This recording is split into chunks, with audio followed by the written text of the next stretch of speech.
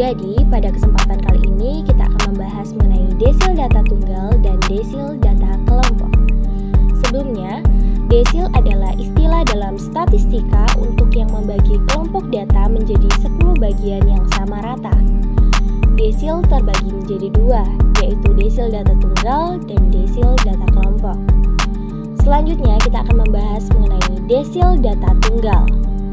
Rumus dari desil data tunggal ialah DI sama dengan data ke I dikali N tambah 1 dibagi 10, di mana D adalah desil ke I adalah 1, 2, 3, 4, dan seterusnya, dan N adalah banyaknya data atau jumlah data.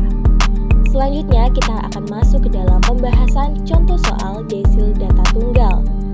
1.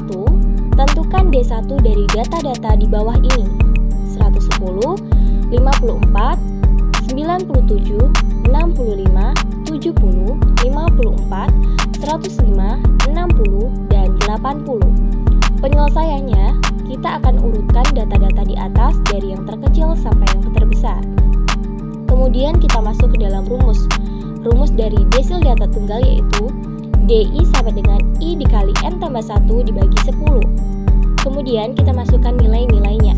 Karena di sini yang kita cari adalah D1, maka nilai I-nya adalah 1. D1 sama dengan I adalah 1, jadi D1 sama dengan 1 dikali N-nya, jumlah banyaknya data adalah 9. Jadi D1 sama dengan 1 dikali 9 tambah 1 dibagi 10. D1 sama dengan 10 per 10. Nah, 10 dibagi 10 sama dengan 1. Jadi diperoleh bahwa D1 adalah data ke-1 yaitu 54. Oke, selanjutnya kita akan masuk ke dalam desil data kelompok.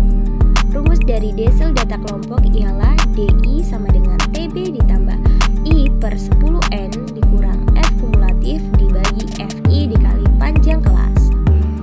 Kemudian kita akan membahas mengenai contoh soal dari desil data kelompok. Tentukan desil ke-1 dari data berikut ini. Bisa kalian lihat melalui tabel di bawah ya. Kemudian kita akan masuk mengenai penyelesaiannya. Diketahui D1 maka I sama dengan 1.